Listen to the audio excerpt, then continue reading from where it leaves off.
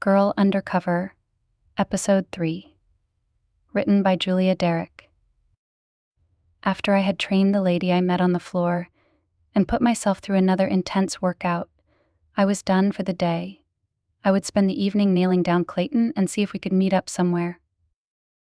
As I was leaving the club, my smartphone sounded in my pocket, announcing an incoming email. I pulled it out, hoping it was Brady getting back to me. It was. My heart picking up pace, I clicked the email open while at the same time stepping into the elevator. Hello, Longoria. I hope all is well with you in Hungary. Thus far, we have made little headway into Nick's murder. We have spoken to Cardoza, and he claims to have no knowledge of the matter, not even that Nick had still been alive. I flew out to Sing Sing and spoke to him directly, and he appeared genuinely surprised. Additionally, he was put through a lie detector test that he passed as we interrogated him, though you and I both know those are possible to beat, especially for psychopaths like Cardoza. He has likely been prepared for polygraph testing. This means we can't discount his involvement completely. I wish I had better news for you. Take care of yourself. Yours, B. I put the phone back into my purse and thought about the contents of the email. Cardoza may be a psychopath, but Brady was very perceptive. It was more likely that the drug lord passed the polygraph testing than Brady's watchful eyes. I firmly believed that my boss would have seen something if Cardoza knew what had happened to Nick, especially if he had ordered the hit. Brady was surely just being his usual cautious self. I walked out onto the street, the strong sunshine blinding me momentarily as I walked in the direction of the furnished apartment I had rented a few blocks away, deep in thought. This was all very interesting. A month had passed since Nick was killed, and you'd think that, at this point, Cardoza would have learned about it. Such news traveled fast. I chewed on the inside of my cheek. I suppose something could have happened to the people who murdered Nick, people who had done so without an order from Cardoza, and that was why Cardoza didn't know about it yet. Maybe they had been accidentally killed before being able to deliver the news. The way Nick had been butchered was so specific to how Cardoza liked to take care of rats. It was hard to believe it wasn't somehow tied to people in his organization. Of course, the perp might only have wanted it to seem like someone tied to Cardoza was behind it. His methods weren't a secret about what was there to gain by doing that. The Cardoza cartel was dismantled and its leader and most co-conspirators in prison for life. I sighed, shaking my head. Nothing quite made sense. As I reached my apartment, I found silverware so I could eat the salad I had picked up in Nikki's cafeteria before leaving. Then I took a seat at the table where I kept my laptop. Finding Clayton through Googling should be a lot easier than finding Mystery Man. As far as I remembered, Clayton was on Facebook, though not very active, which reminded me that I should add an update to the Facebook page my computer whiz friend George had created for Jamie, who was into social media whereas Annika hadn't been. Another way to separate our identities. I Googled Clayton James in Facebook and immediately found him there. According to his profile, he was working at New York Sports Club now. Fortunately, you didn't have to have an account on Facebook in order to send someone there a message. As long as the person had a unique username, which Clayton had, I could message him using Annika's email address. I sent him a message, telling him that I was back in New York and that I needed to see him urgently. I could only hope he would respond soon and agree to see me. Instead of staring at my computer while waiting for him to respond, I walked into the bathroom, taking a long, much-needed shower. When I stepped out of the bathroom half an hour later and sat down in front of my laptop, there was an email waiting for me from Clayton. I clicked it open and read through the short message. Hey, Annika. Welcome back to America. We missed you. Sure, when and where do you want to meet? Clayton. Yay, I exclaimed and quickly typed back a response. Thank you, Clayton. How about sometime tomorrow? Do you have time? What's your number, so we can text? Mine is 646-7764654. My phone buzzed only moments later, It's Clayton. The text in my phone said, "Can you meet around 7 p.m.? My floor shift wasn't over until 9 p.m. the following day, but I should be able to disappear for a short while. So I typed back, "Sure, 7 is good. I'll be on the east side so we can meet in your area." I would not be on the east side, but I didn't want to risk anyone who might remember Annika spotting us as we met up. I just have to jump in a cab to get there quickly. If Clayton still lived on the Upper East Side, he should be okay with my request. My phone buzzed. "How about Cerebus on 83rd and 3rd? "Perfect. See you there at 7. I responded. Excited to have nailed down a meeting with Clayton so easily, I flopped down on the big couch in my living room to relax a little. I had been running around all day and my body was tired from the hardcore workout I had given myself. I closed my eyes, and the next time I opened them, it was 5 in the morning. Shocked to see that I had managed to fall asleep all on my own, I got up. It couldn't have been more than 9 when I passed out last night, which meant I had slept an astounding 8 hours. Walking around in my apartment, I definitely felt rested, but in the quiet of morning, the sun not even up yet, thoughts of Nick returned to me, and the constant ache in my chest made itself noticed. I turned on the TV and jacked up the volume, hoping this would distract me, drown the pain. I put on shorts, a workout top, a sweater, and sneakers. I would go out for a run in the park, listen to loud club music. Nick had hated techno music, the electronic sterile tunes they played in most clubs. Doing so had reminded him of his years with Cardosa. The married, 40-something drug lord loved going to clubs and had required that his most intimate soldiers go with him. So when he and I were together, there had never been any techno music around, only classic rock and R&B. Anything with a soft beat. I wasn't a fan of techno, but listening to it did make me run faster, and it also helped me bury more thoughts of Nick. The day went by quickly, and I picked up 2 new clients to train. If I kept up this pace, my schedule would be full in another couple of weeks. Rolf and the Adler group should be pleased with me. I ran into Emma, who was back to her regular self, smiling warmly and waving at me. Though busy as always, I didn't get an opportunity to talk to her some more. When the clock was nearing 7 p.m., I got ready to leave for my meeting with Clayton. I told the other trainers on shift with me that I would take my break in a few minutes. Hopefully they wouldn't notice just how long a break I would take. I didn't think so. We were 4 trainers on, and it was a busy evening at the club, so it was fairly easy to disappear for an hour. I didn't dare give Clayton more time than that. I hailed a cab as soon as I got out on the street and quickly reached the east side. I jumped out a few blocks below the cafe where I'd meet with Clayton so I could switch identities before seeing him. There was a Starbucks right there that I entered and walked into the restroom. There I removed the navy ball cap from my head and replaced it with a platinum blonde wig. The straight tresses reached the lower half of my back.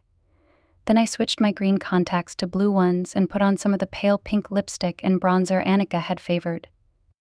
I also pulled a blue sweater with a turtleneck over my trainer shirt. Since I was going to lie to Clayton about my employment, I needed to hide it. I gave myself a few seconds to evaluate my swift transformation, make sure everything looked okay. Then I left the restroom.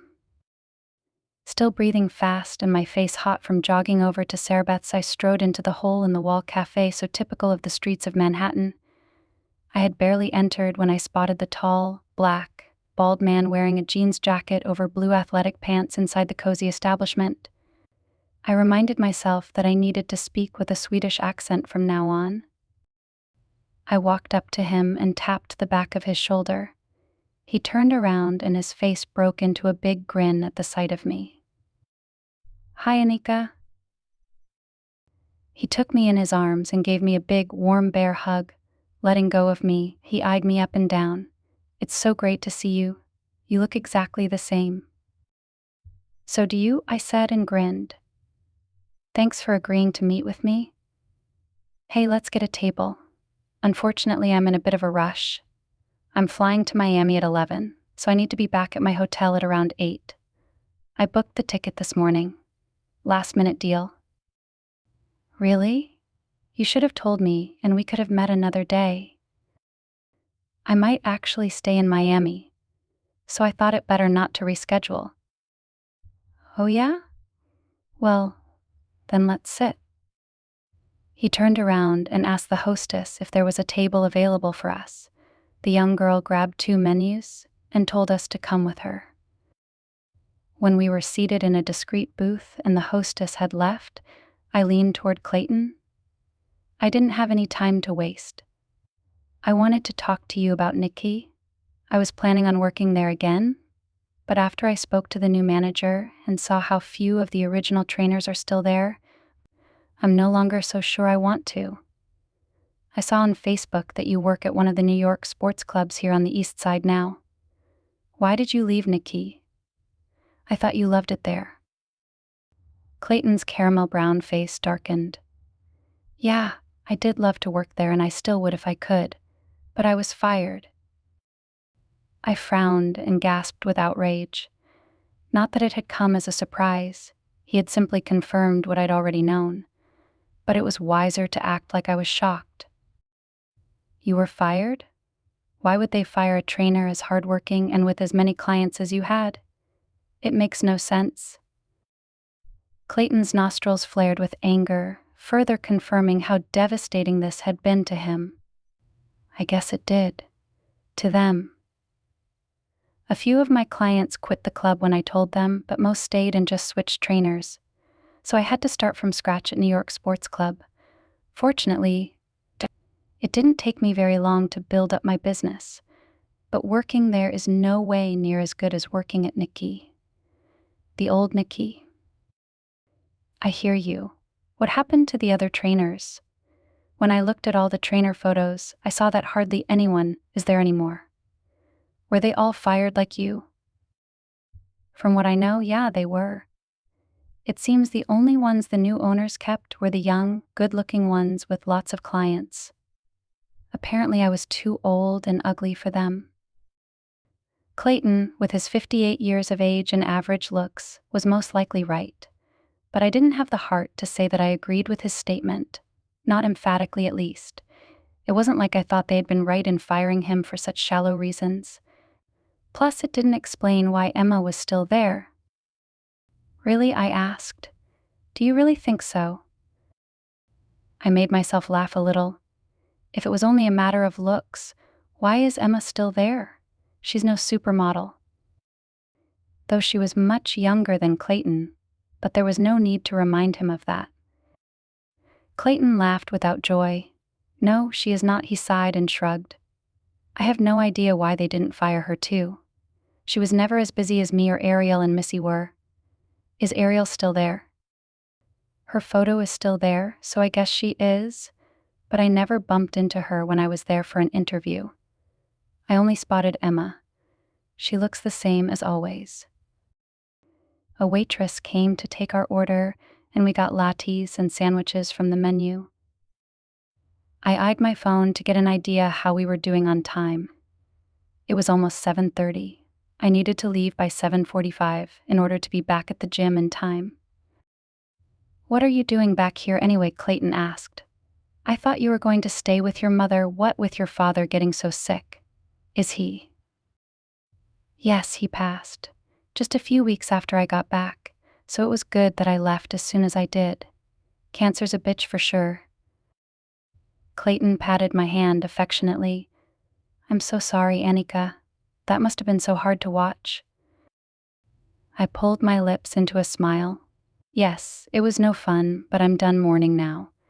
And I really don't want to live in Sweden, as you know. My mother saw how miserable I was to be back in Stockholm, so she nagged and nagged me to do something about it. So I did. She's not alone. My sister and our aunts and uncles all live there, which made it easier for me to feel okay with coming back here. When did you get here? About a week ago. And I went directly to Nikkei to see if Joanne would take me back. You can imagine my shock when I saw all of you guys, including her, being gone. Yeah, I can. Did the new managers offer you employment? I'm sure they did, looking the way you do. Yeah, they did, but I don't think I want to work there. They seem a bit too cutthroat for my taste. I really don't like what they did to so many of the old trainers. Can't you guys sue them?" Clayton shook his head slowly. "I guess we could try, but I don't think we would win it.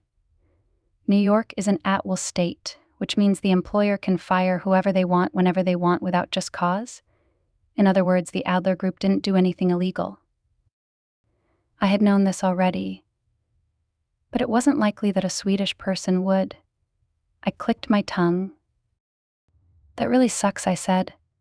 "I really don't think I'll be accepting the job offer. To be honest, you're probably better off not working for them if they have such callous policies, don't you think?" "Yeah," he exhaled. "I just wish Millennium Partners hadn't sold the company." The waitress returned with our food and drinks. "They didn't have a choice, according to what Emma told me," I said, and had a sip of my latte. I bumped into her on my way out. They were losing money. Clayton grabbed his ham and cheese sandwich with both hands. "That's what she told you, huh?" "That's not what I heard." He took a big bite and chewed. "What did you hear? Are you telling me she was lying?" He held up a hand and finished chewing. "Maybe," he said. "I just know that Millennium Partners were not doing as badly as everyone thinks. It's a great company." "How do you know that?" "I'm very tight with the general manager. He showed me the stats when I asked him." "So then why did they sell Nikki and the other clubs to the Adler Group?" "Your guess is as good as mine." As I walked out of Sarabeth's 10 minutes later, after having chugged my latte and devoured my sandwich, Clayton's treat, I was deep in thought. A yellow cab with its available light on approached me, and I raised an arm to stop it. It instantly slid up to me. I would change my look back to Jamie in the back seat, not worried that the cab driver would care at all. That was one of the great things about this city. The vast majority of New Yorkers had seen it all, so any time someone did something weird like pulling off a wig, switching contacts and outfits in a car, it was bound to not even get a raised eyebrow. As long as you tipped your cab driver well, you could get away with pretty much anything. I wasn't worried that I would run into Clayton again or that he would contact me. We weren't that close. Both of us had just promised each other to stay in touch out of politeness when we'd said goodbye. Besides, what would be the point if I was going to stay in Miami, which I had told him I was now convinced I would do? When I was done switching back to my Jamie persona, I called George. "Hey, Gabby, what's up?" "Everything all right." "Yeah, I just wanted to see if you could check something for me." "Shoot." "I need to find out if Millennium Partners was making a profit running Nikki or not. I'm being told different stories and want to know which one is true. Is there any way you could find out?" "I can always hack their CEO's emails and see what I find." "That would be great." I walked into Nikki right at 8 and was back on the gym floors 5 minutes later. No one seemed to have noticed that I'd been gone more than an hour, so I relaxed. I spent the rest of my shift chatting with members and my coworkers while keeping my distance from the old trainers. So far, every one of the new trainers I had interacted with was as nice as they were good-looking and bright. None of them behaved in the stuck-up way very attractive people sometimes do. The number of sessions done by each trainer I had read posted in the back of the trainer's lounge suggested they must all also be hardworking. If those numbers stayed consistent, Nikki would be doing better than ever. Maybe the Adler Group was onto something. As bad as I felt for Clayton, I couldn't ignore the sense of sour grapes I had gotten from him. Was it possible his numbers had gone down and that's why he had been fired? These new trainers were all doing as well as he used to do. Clayton would be much too proud to admit that he had lost his touch, even a little bit. I was pondering our meeting as I went into the restroom in the women's locker room near the end of my shift. As I was done in the toilet stall, my phone rang. George was calling. I made sure I was alone in the bathroom before I answered. "Hey," I said into the phone. "That was quick." Yeah, it was very easy to dig up information about Millennium and Nikki in the emails. The company was tanking badly, so I'm not surprised they sold it. If you ask me, they didn't really have a choice.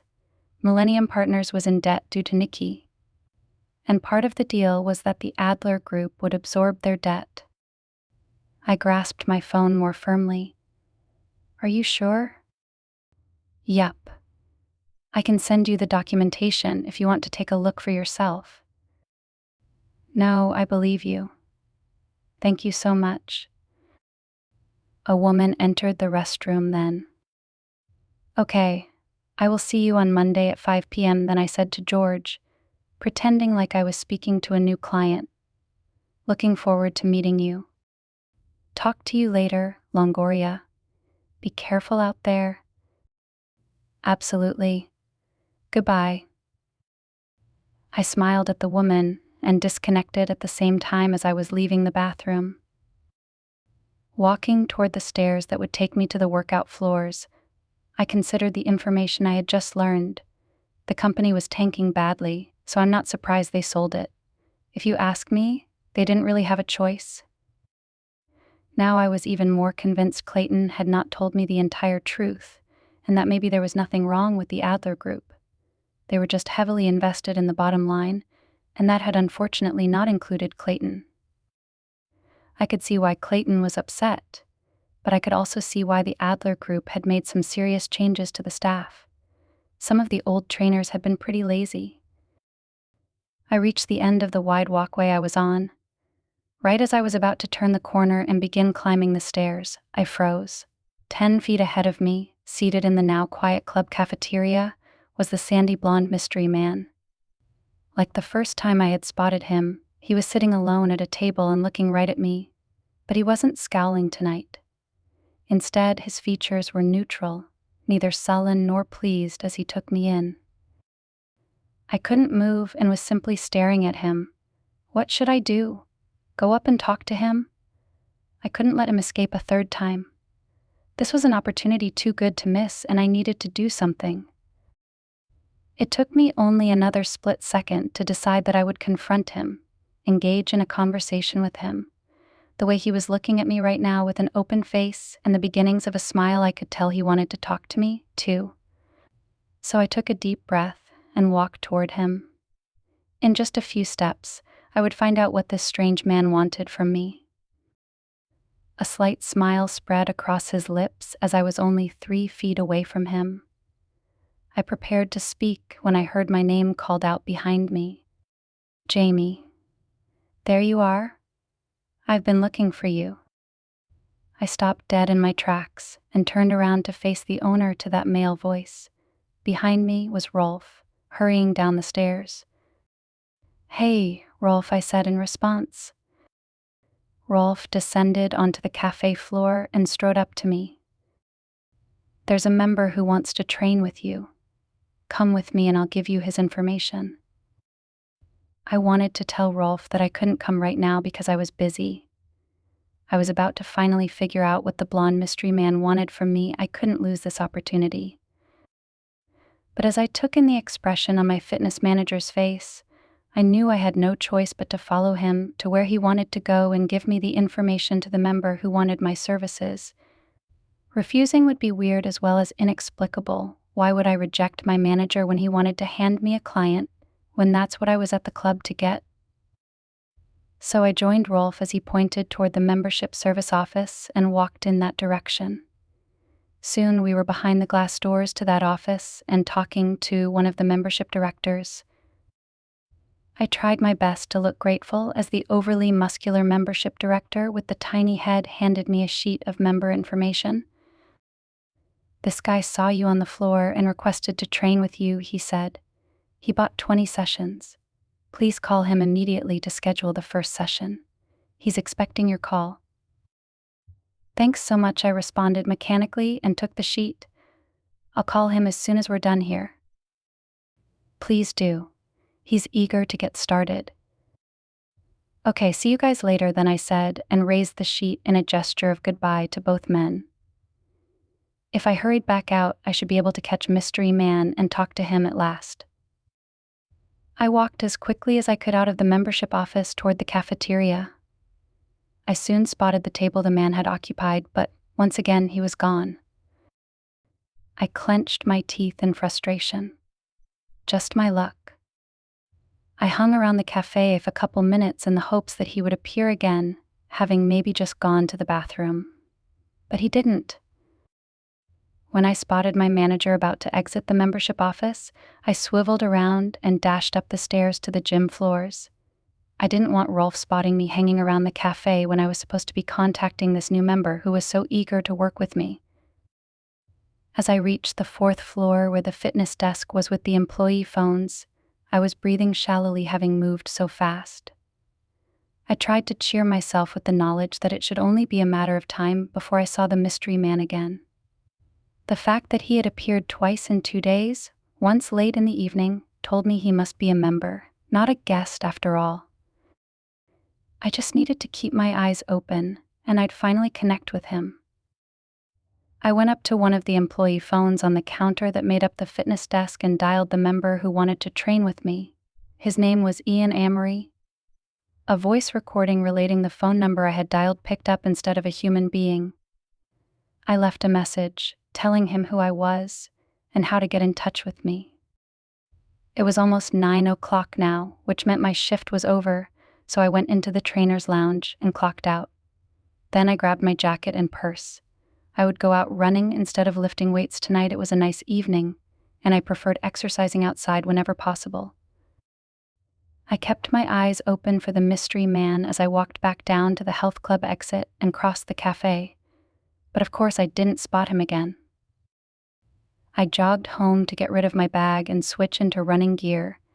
It was still pleasant out from earlier in the day, when temperatures had risen to an unusual 73 degrees. I couldn't wait until I got going with my run. Sprinting as fast as I could through Central Park at this time of night, when few people crowded, it would clear my head and give me a good sweat, both things I could use. Making sure my iPod was securely clipped onto the sports bra under my sweater and the earbuds in my ear, I began jogging along 70th Street. Before long, I was inside the big park. As expected, few people were here this late in the evening, so I could run undisturbed. Warmed up now, I ran faster and had soon covered the bend that made up the lower part of the park and was heading north. The next song on my playlist had a faster beat, urging me to take longer, quicker strides. Soon I was flying over the asphalted road, and the sweat trickled down the sides of my ribcage. I passed every runner ahead of me and zipped by ones I met. When I had nearly covered the length of the loop and was heading back south, I spotted hardly anyone. It was so dark out I only saw the person if the light from the street lamps caught them. As I was at the final stretch of my 6-mile run, I found myself completely alone. It was exhilarating but also somewhat unsettling, so I was glad I had my Glock in a holster at the back of my hip. Armed or not, I lowered the music volume so I'd be able to hear if someone was near me. No matter how safe Central Park was these days, and especially this part, one couldn't be too careful. Far ahead, a man came running toward me. I couldn't help but notice that he moved slowly and awkwardly, like he was beat. All of a sudden, he collapsed on the asphalt. He must have passed out, I thought, and ran up to him. Thankfully, he was near a street lamp, so I got a good view of him. The dark-haired, medium-sized man had indeed passed out and was splayed across the road. He looked too young and fit to have experienced a heart attack. Unless he had a heart condition. That could be the case here. Squatting beside him, I tilted my head sideways to check if he was breathing still. I realized a nanosecond too late that I should have gotten my gun out just in case this was a hoax. By then, he had already grabbed a big chunk of my hair and I felt something cold and hard against my temple, what could only be the muzzle of a gun. "You and I will get into a standing position together, then we'll go into the trees," a smoky male voice hissed into my ear and agilely sat up, forcing me to move with him. Soon, we were both on our feet. Holding me in an iron grip, the two of us moved like crabs toward the cluster of trees and bushes that grew right beside the road. I tried not to panic as we kept moving and instead focus on how to get away. It seemed he was alone, and if I was lucky, he didn't realize I was armed. As soon as he let me go, I'd pull my gun on him. I hoped the gun that was pushed into my head would be gone when he got me where he wanted. It didn't take long before we were off the road and past the first trees. When we were farther in, safely hidden from the road and any people who might be coming by, the man removed the gun from my head and loosened his grip around me, just like I had hoped. Unfortunately, he was standing in front of me in no time and had his gun pointed straight at me, so I didn't dare kick him in the groin and then find my weapon. "If you scream or try something, I'll shoot you," he hissed in my face.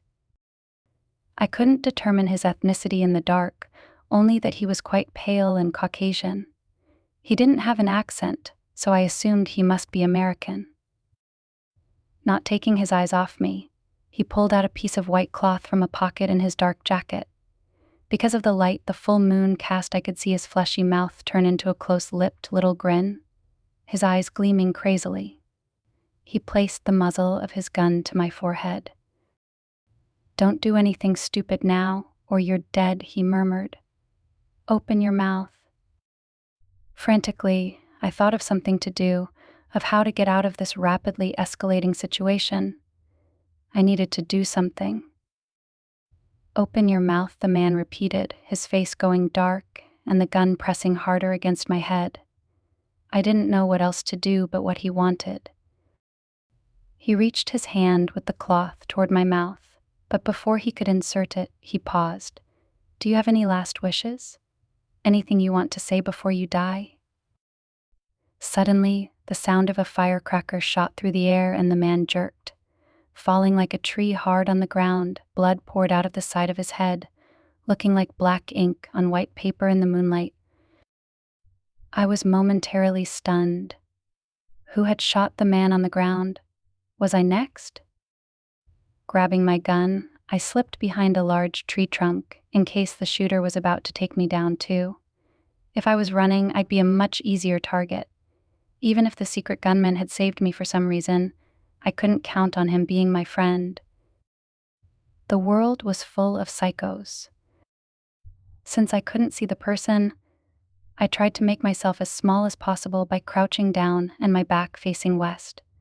The shot that took down the man on the ground had come from the east, which told me the shooter must be somewhere in that direction.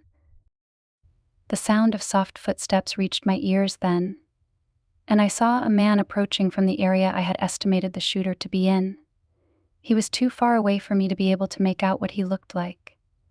My hand tightened around my gun, and I held my breath as he came closer, my heart hammering. He was only a few steps from the dead man on the ground now, who was about 4 yards away from me. My savior was definitely a man, and a fairly big one too. He was holding what could only be a gun in his hand, close to his chin. The moonlight hit his face then, giving me a good look. I silenced the gasp that was about to escape me. It was the mystery man from Nikki. Had he been the one who'd saved me? It had to be. How big was the chance another person was walking around with a gun right then, right in that area? I pressed myself to the trunk, not sure what to do next. Why had he saved me? "Gabi, where are you?" I heard him say then.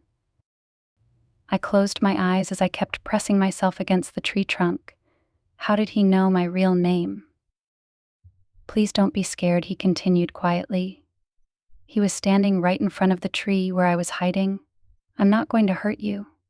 "Would I have shot that guy if I wanted to hurt you?" He spoke with a British accent. I tried to decide what to do, if I believed him.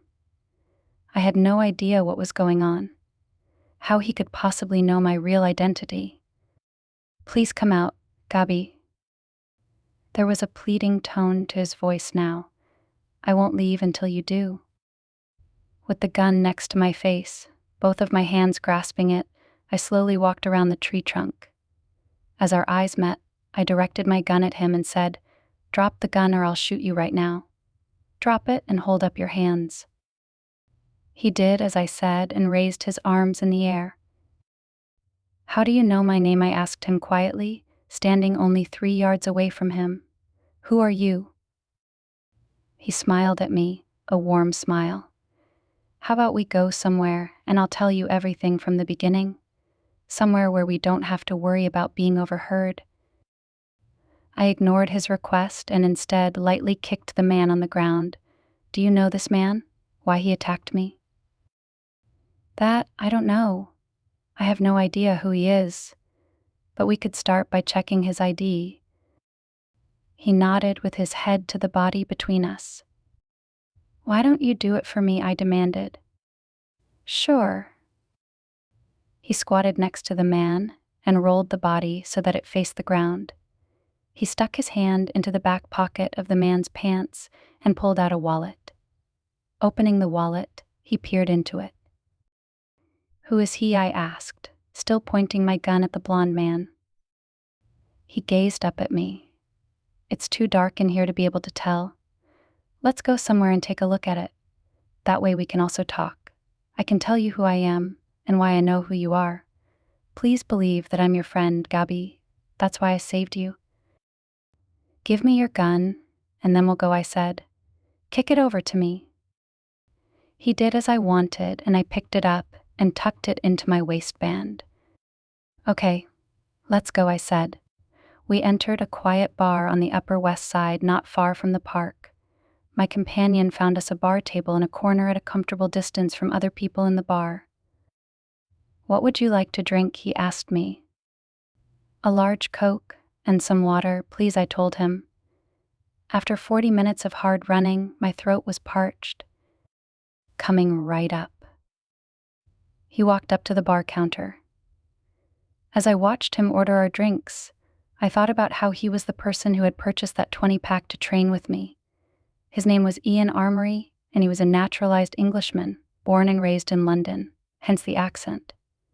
He'd told me all this on our way over to the bar. I had begun to believe he wanted me to stay alive. I couldn't wait to hear more about who he was and how he knew my real identity. He returned to the narrow bar table with 3 large glasses in his hands: water, Coke, and a foaming beer. He placed the water and the Coke in front of me and kept the beer. "Thanks," I said, and chugged all of the big water. As I lowered the glass and wiped my mouth with the back of my hand in an unladylike manner, I caught him staring at me, amused. "What?" I demanded. "Thirsty much?" I just looked at him. "Not anymore." He chuckled. "That's good." He took a seat on the stool opposite me. He rested both his elbows on the tabletop and kept gazing at me, covering the lower part of his face with his hands. The thin beard was gone, which made him look less rugged and more polished. I noted that he had interesting eyes, a mixture of grays, blues, and greens, even brown. In fact, they seemed to be shifting in color every few seconds. "I'm all ears," I said when he didn't speak. What was he waiting for? He lowered his hands and shook his head, seeming almost embarrassed. "Sorry. Yes, of course. I'm just amazed that I'm finally about to talk to you." I frowned at him. "What's that supposed to mean?" "I've been wanting to connect with you for the longest time. I'm a fan of yours. Ever since your work taking down Cardoza." I sat up straighter in my chair. "How do you know about that?" I leaned closer to him. "Should I know who you are?" "Not really.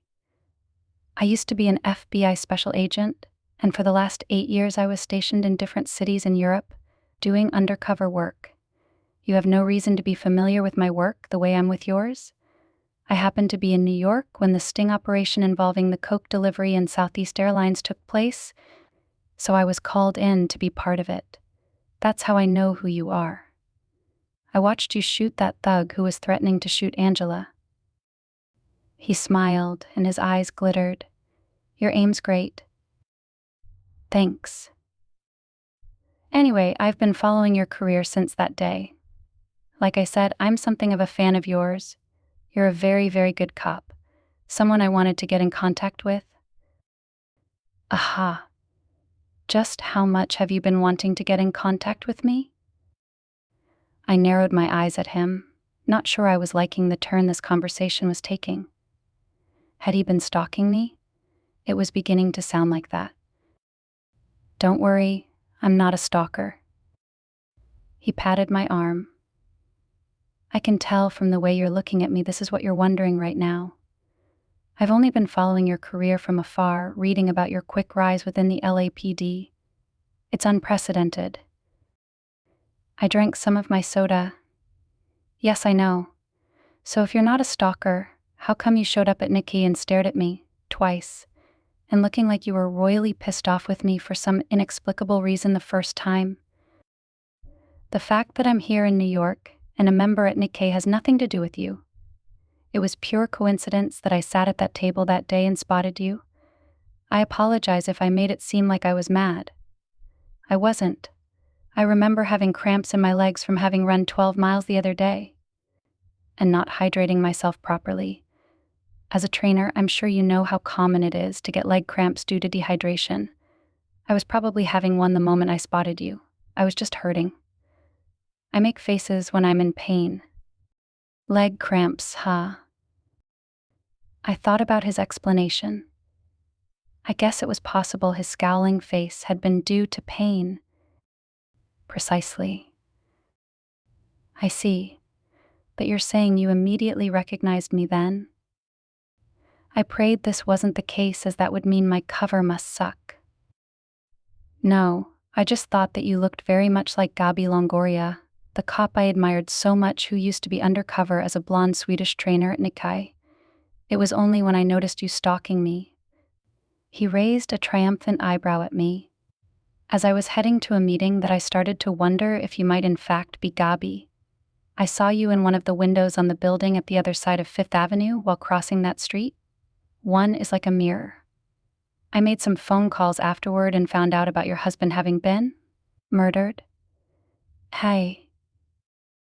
He paused, and every trace of triumph disappeared from his face. I'm so sorry about what happened. I looked down into my drink, my chest feeling tight. Thank you. Go on. Ian cleared his throat. When I heard that you'd been put on paid leave and was supposedly no longer in the country, I was sure you were Gabi. I bought the session so I could get in touch with you, talk to you. But I'm glad I decided to follow you tonight. It wasn't very smart of you to go out running so late in the park. I exhaled. Yeah, it was probably not my brightest moment, but I thought I'd be okay since I had my gun with me. I was wrong. Thanks for saving me. Why did you decide to follow me tonight anyway? I was wondering what you were thinking going out running so late. I was walking home from Nikkei and spotted you running toward the park. I thought I might as well go after you. I'm a good runner and I was already in athletic gear, so I had nothing to lose. You didn't notice me being after you then? Can't say I did. I'm glad you decided to go after me, though, I have to admit. He nodded and put the dead man's wallet on the table between us and opened it, removing the driver's license inside. He held it up as he studied it. When he was done, he handed it for me to look. It was a New York state license and the man's name was Felix Bose. That did not sound very Hispanic to me. I put the card down and looked at Ian. Do you know who this might be? I asked. Because I have no clue. I have my suspicions. I raised my brows. You do? Yes. I think he has something to do with the Adler Group. What? Why would someone from Adler want to assault me? Because you were married to Nick? Ian looked at me with fire in his eyes suddenly. I frowned again. Because I was married to Nick? I'm totally lost. What are you talking about? Ian had a large sip of his beer and then placed his elbows on the table, leaning closer to me. I told you I used to be an FBI special agent. I was fired because I was onto them. You were onto them. Yes, A select part of the government is working with the Adler Group in an attempt to change the world according to their worldview. They're trying to create a master race in labs and have been doing so for years. Lots of their products are out there already. I tried not to start laughing. It sounded to me like this guy had watched a few too many episodes of The X-Files, but the way he was looking at me, eyes burning with passion, crazed eyes, I didn't think it was a good idea to let out a big guffaw. Also, he knew too much about me, so I controlled myself and said in a light tone, "Really? And how exactly does Nick fit into this picture?" He never mentioned a thing about the Adler Group and government conspiracies to me. You'd think that he would have. We were very close. I swallowed hard. Yes, if he'd known the people he was dealing with were part of the Adler Group, I'm sure he would have shared it with you. But unfortunately, he was killed before figuring that out. What people? The week before he died, he was working on a case involving burglars. Do you remember? I thought back to that week and Ian was right. Nick had been working on a burglary case of a government agency. But so what? It was nothing unusual. I told Ian this. Look, Ian said, if he'd have found out exactly what the burglars had been looking for, he would have known that Adler was involved. The Adler Group and the government faction don't want anyone to know what they're up to, for obvious reasons. They had to take precautions, so they killed him. But if that's the case, why would they go through all the horrible? I took a moment to regain my bearings as images of Nick's death suddenly filled my head, torture before killing him. Why put him through all that and risk being caught? They wanted to make it seem like the Cardoza cartel was behind it somehow. And they succeeded, didn't they? Here you are, pretending to be someone else so you can find out who ratted out Nick, while the LAPD is doing the same back in LA. His eyes gleamed with confidence. Too much confidence. I was getting increasingly convinced something was seriously wrong with this guy, and that was the real reason he'd been fired from the FBI. As soon as I got back home, I'd research him online and ask George to help me if I couldn't get to the bottom of it on my own. Okay, I said. But then they got what they wanted, right? They wanted everyone to think someone tied to Cardoza is behind Nick's murder, and that's what we all believe. So why assault me now? I didn't say I know for sure this guy's attached to the Adler Group. I only said I had my suspicions. The motive for the assault would be to get rid of you for the same reason they got rid of Nick. If you keep hanging around Nicky long enough, you might learn things about the Adler Group they don't want anyone to know. They probably didn't realize who you really were when they first hired you, but somehow found out. If they now know who you are, they're well aware that you're bright and an extremely good investigator. In other words, it's only a matter of time before you unravel the truth. But again, it's of course possible Felix Bose has nothing at all to do with the Adler Group. I nodded like I was totally with him. Interesting. Hey, I need to get going. I have to be back at the club at 7 a.m. in the morning, and it's getting late. I got to my feet. Thanks again for saving me. How about we talk more about this when I train you? I gave him a smile. You're still going to use those 20 sessions you bought to train with me, right? He stood up as well. Yes, absolutely. Could we train the day after tomorrow? Sometime in the middle of the day. Sure. I called the number on the sheet my manager gave me and left a message. Yeah, I heard. I'll text you tomorrow morning with some times to train. Would that be okay? That sounds perfect. Okay, well, I'll talk to you tomorrow then. I waved to him and left the bar. I jogged back home as soon as I was out the door and on the street.